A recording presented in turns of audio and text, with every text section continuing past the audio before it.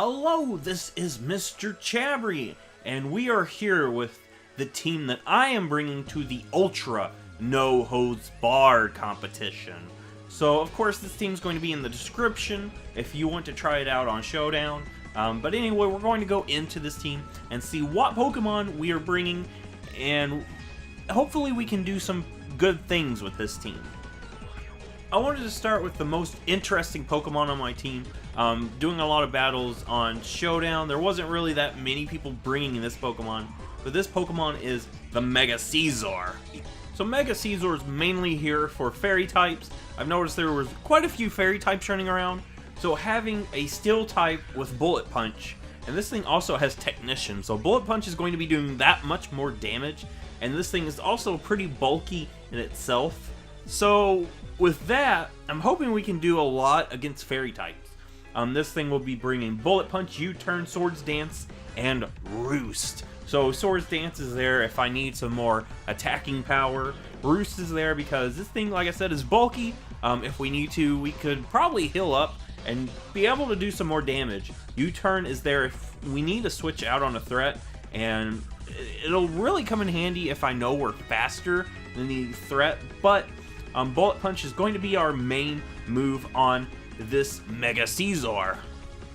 So now we're going to be seeing things that were pretty common in the actual preps, I've noticed, but I think these 4 Pokemon coming next are so incredible in this competition that I really can't find a reason to pass them up. Of course, I could if I really wanted to, but I think they're just so good in this competition that I would rather bring them instead of leaving them behind.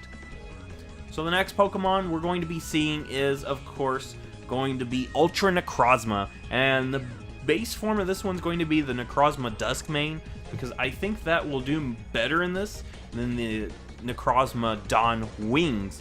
And the main reason is because Steel type is pretty good. There's a lot of dragons running around, and there's a lot of fairies running around. So I think that would be really nice. Plus, Marsh Shadow has a really good matchup against Necrozma Dawn Wings, so that's why we're going with Duskmane.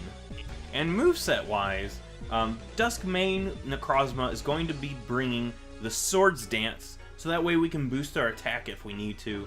Photon Geyser, because Photon Geyser is an interesting move. It becomes a physical attack if your physical attack is higher, so that will work out nicely for us. Earthquake and Stone Edge also there for coverage. The item is going to be the Ultra Necrozma Z, so that way we can become Ultra Necrozma. And as Ultra Necrozma, we can do a lot of damage. We can use the move called the Light that burns the sky, and that will do a lot of damage. So I'm hoping Ultra Necrozma actually does some decent things for us. So now we're going to look at Tapu Koko. So if you actually watched the prep videos, I've been using a Choice Specs Tapu Koko, but thinking about it, it's more important to be able to switch my moves and have some sort of survivability. So we have actually changed that out for a Focus Tapu Koko, just because Zygardes are such a threat. They're such an easy switch in on a Tapu Koko. So I think it'd be more important to have the ability to try to do some damage to the Zygarde instead of, being stuck in after going for a Thunderbolt. So we're going with the Sash this time. Moveset wise, we're going Thunderbolt, Dazzling Gleam, U-Turn, and Hidden Power Ice. U-Turn is really nice because we can switch out on a ground type. We're not stuck going for a Volt Switch. Thunderbolt does some really nice damage, especially in the Electric Surge. Dazzling Gleam can take care of other Ultra Necrozmas, and Hidden Power Ice is mainly there just for Zygarde. Zygarde is such a huge threat. We need a way to take care of Zygardes. So that's why we have the Hidden Power Ice, to get some sort of damage on a Zygarde. Speaking of Zygarde, we're going to now look at our own Zygarde. So I'm going to bring a Zygarde with the Power Construct ability. Move-wise, and this is totally different from the Zygarde I've been using in prep, because I think I need more of an offensive pressure on the Zygarde. Instead of Dragon Tail, Rest, Sleep Talk, we're going to be bringing Dragon Dance, Coil, 1,000 Arrows, and Extreme Speed. And the item's going to be the Leftovers, because I think Leftovers are going to be a little bit better than the item we've been using, which was the Wiki Berry, one of those berries. What we're going to be able to do with this is we're going to be able to get into our complete Zygarde form. And I noticed whenever we got to where we would normally get Zygarde, the complete Zygarde, the berry would be eaten and we would stay base Zygarde, which often actually hurt us in the long run. So what I'm going to try to do is do Leftovers. We do get a little bit more survivability out of that. Plus, once we go into the Power Construct mode, complete Zygarde, hopefully we can do some more damage. We have Extreme Speed because there's been many times that we've gotten into a position where Zygarde cannot outspeed and Zygarde will go down. So we're going to go with that instead. 1,000 Arrows is its main attacking move. We've got Coil and Dragon Dance, of course. We probably won't really get to set up that often, but there might be some chances that we get a nice setup possibility. So that's what we're going to try out, and hopefully we can do good with this Zygarde. So now we're going to talk about Magana. So Magana is a really nice Pokemon. It's going to be having the Assault Vest. That means it's going to take a lot of special attacks very nicely. Soul Heart ability, of course, is a wonderful ability. If we can start getting momentum with Magana, Magana could possibly sweep entire teams on its own. So attack-wise, we've got Flare Cannon because it's such a strong hitting move. We need something that hits hard if we're in danger. Flash Cannon for stab. Ice Beam because Zygarde, and actually Volt Switch.